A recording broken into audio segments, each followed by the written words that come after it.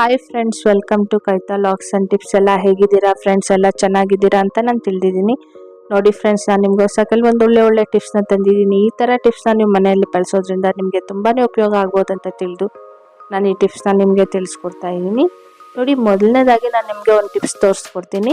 ನಾವು ತೆಂಗಿನಕಾಯಿ ಹೊಡೆದಾಗ ಅದನ್ನ ನಾರನ್ನ ನಾವು ಬಿಡಿಸ್ಬಿಟ್ಟು ಬಿಸಾಕ್ಬಿಡ್ತೀವಿ.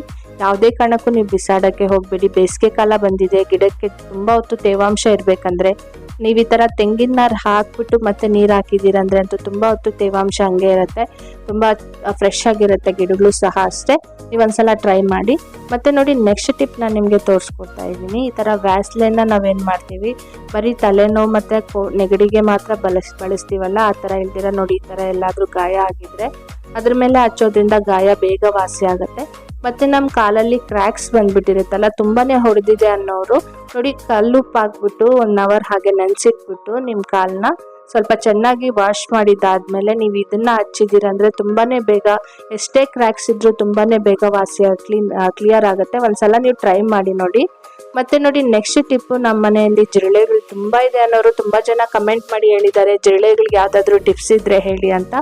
ನೋಡಿ, ಈ ಟಿಪ್ಸಲ್ಲಿ ನಾನು ನಿಮಗೆ ತೋರಿಸ್ಕೊಡ್ತಾ ಇದ್ದೀನಿ. ನಾನು ಬೇವಿನ ಸೊಪ್ಪು ತಗೊಂಡಿದ್ದೀನಿ. ಬೇವಿನ ಸೊಪ್ಪಿಗೆ ನಾನು ಬಂದ್ಬಿಟ್ಟು ಸ್ವಲ್ಪ ಗೋಧಿ ಹಿಟ್ಟು ಹಾಕ್ಕೊತೀನಿ. ಯಾಕಂದರೆ ಜಿರಳೆಗಳು ಎಲ್ಲೆಲ್ಲಿ ಊಟ ಎಲ್ಲ ಬಿದ್ದಿರುತ್ತೋ ಅಲ್ಲೆಲ್ಲ ಬಂದು ತಿನ್ನೋಕ್ಕೆ ಬರ್ತಾ ಇರುತ್ತೆ. ಅದಕ್ಕೋಸ್ಕರ ನಾನು ನಿಮಗೆ ಇದು ತೋರಿಸ್ಕೊಡ್ತಾ ಇದ್ದೀನಿ. ಇದು ತುಂಬಾ ಚೆನ್ನಾಗಿ ಕೆಲಸ ಮಾಡುತ್ತೆ ಫ್ರೆಂಡ್ಸ್. ಮತ್ತು ನೋಡಿ, ನಾನು ಟೀ ಪೌಡರ್ ಸ್ವಲ್ಪ ಹಾಕ್ಕೊಳ್ತಿದ್ದೀನಿ ಇದಕ್ಕೆ. ನೀವು ಈ ಥರ ಮಾಡಿ ಇಟ್ಟಿದ್ದೀರಂದರೆ ಎಷ್ಟೇ ಜಿರಳೆ ಇದ್ದರೂ ಸತ್ತೋಗ್ಬಿಡುತ್ತೆ, ಮತ್ತು ಎಷ್ಟೇ ಇದ್ದರೂ ಮತ್ತೆ ಬರೋದಿಲ್ಲ ಜಿರಳೆಗಳು.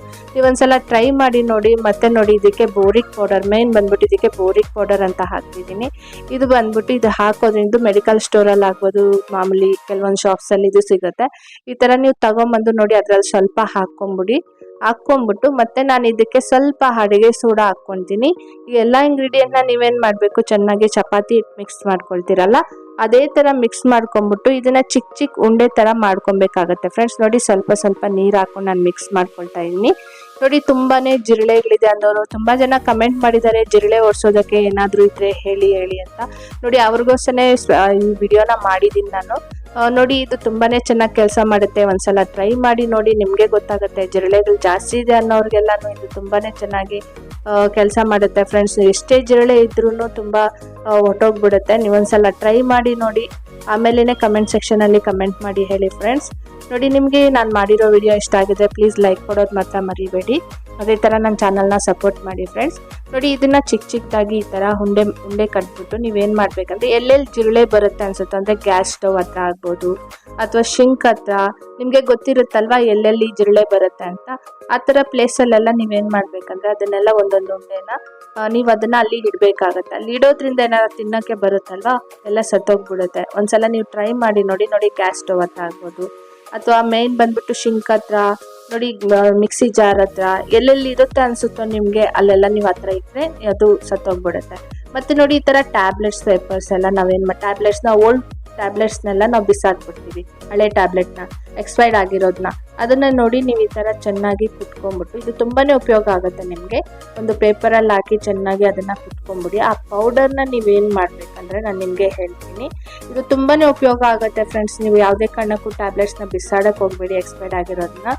ನೋಡಿ, ಅದನ್ನು ಏನು ಮಾಡಬೇಕಂದ್ರೆ, ಯಾವುದಾದ್ರೂ ನಿಮ್ಮ ಮನೇಲಿ ಎಂಟಿ ಸ್ಪ್ರೇ ಬಾಟ್ಲ್ ಇರುತ್ತಲ್ಲ, ಅದರಲ್ಲಿ ನೀವು ಆ ಪೌಡರ್ನ ಹಾಕ್ಕೊಂಬಿಡಿ. ಎಂಟಿ ಸ್ಪ್ರೇ ಬಾಟ್ಲಲ್ಲಿ ಅದಕ್ಕೆ ನೀರು ಹಾಕ್ಕೊಂಬಿಡಿ. ಮತ್ತು ನೀವು ಆ ಬಾಟ್ಲ್ ಎಷ್ಟಿರುತ್ತೋ ಅದು ತುಂಬ ನೀವು ನೀರು ಹಾಕ್ಕೊಂಬಿಟ್ಟು, ನಿಮ್ಗೆ ಎಷ್ಟು ಬೇಕೋ ಅಷ್ಟು ತಗೊಳ್ಳಿ ಪೌಡರ್ ಬಂದ್ಬಿಟ್ಟು. ನೀವು ಮತ್ತೆ ಬೇಕಾದರೆ ನೀರು ಹಾಕ್ಕೊಂಬಿಟ್ಟು ಅದೆಷ್ಟು ಬೇಕೋ ಮತ್ತೆ ಇನ್ನೂ ಬೇಕಾದರೆ ನೀವು ಸೇರಿಸ್ಕೊಂಡು ನೀರು ಹಾಕ್ಕೊಬೋದು.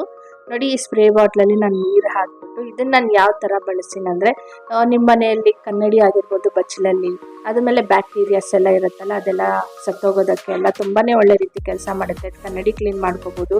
ಇಲ್ಲಾಂದರೆ ಗ್ಯಾಸ್ ಸ್ಟವ್ ಮೇಲೆ ಕೆಳಗೆ ಎಲ್ಲ ಇದನ್ನು ಸ್ಪ್ರೇ ಮಾಡಿಬಿಟ್ಟು ಒರೆಸಿದ್ದೀರಂದರೆ ಅಲ್ಲಿ ಅಷ್ಟೇ ಏನಾದರೂ ಬ್ಯಾಕ್ಟೀರಿಯಾಸ್ ಆ ಥರ ಏನಾದ್ರು ಇದ್ರೂ ತುಂಬ ಚೆನ್ನಾಗಿ ಕ್ಲಿಯರ್ ಆಗೋಗುತ್ತೆ. ಮತ್ತು ಚಿಕ್ಕ ಚಿಕ್ಕ ಹುಳುಗಳು ಆ ಥರ ಏನಾದರೂ ಬರೋದಿಲ್ಲ. ತುಂಬ ಚೆನ್ನಾಗಿ ನೀಟಾಗಿರುತ್ತೆ, ತುಂಬ ಚೆನ್ನಾಗಿ ಕ್ಲೀನು ಆಗುತ್ತೆ. ನೀವು ಒಂದ್ಸಲ ಟ್ರೈ ಮಾಡಿ ನೋಡಿ ಫ್ರೆಂಡ್ಸ್.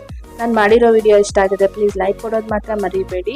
ನೋಡಿ, ಈ ಥರ ನೀಟಾಗಿ ನೀವು ನೈಟ್ ಹೊತ್ತು ಮಲಗೋವಾಗ ಈ ಥರ ಸ್ಪ್ರೇ ಮಾಡಿ ಅದನ್ನು ಒರೆಸಿ, ನೀವು ಈ ಥರ ಒರೆಸಿ ಇಟ್ಟಿದ್ದೀರಂದರೆ ತುಂಬಾ ನೀಟಾಗಿರುತ್ತೆ. ಒಂದ್ಸಲ ಟ್ರೈ ಮಾಡಿ ನೋಡಿ. ಯಾವುದೇ ಥರ ಬ್ಯಾಕ್ಟೀರಿಯಾಸ್ ಇರ್ಬೋದು ಆ ಥರ ಏನೇ ಇದ್ರೂ ಸತ್ತೋಗ್ಬಿಡುತ್ತೆ. ಮತ್ತು ಚಿಕ್ಕ ಚಿಕ್ಕ ಹುಳ ಜಿರಳೆ ಏನೂ ಬರೋದಿಲ್ಲ, ತುಂಬ ನೀಟಾಗಿರುತ್ತೆ. ನೋಡಿ, ನಾನು ಮಾಡಿರೋ ವಿಡಿಯೋ ಇಷ್ಟ ಆಗಿದೆ ಪ್ಲೀಸ್ ಲೈಕ್ ಕೊಡೋದು ಮರಿಬೇಡಿ. ಪ್ಲೀಸ್ ನನ್ನ ಚಾನಲ್ನ ಸಬ್ಸ್ಕ್ರೈಬ್ ಮಾಡಿ, ಬೆಲ್ ಬಟನ್ ಕ್ಲಿಕ್ ಮಾಡಿ, ಇನ್ನೂ ಹೆಚ್ಚಾಗಿ ನೋಟಿಫಿಕೇಷನ್ ಬರುತ್ತೆ. ಅದೇ ಥರ ನನ್ನ ಚಾನಲ್ನ ಶೇರ್ ಮಾಡಿ. Thank you friends.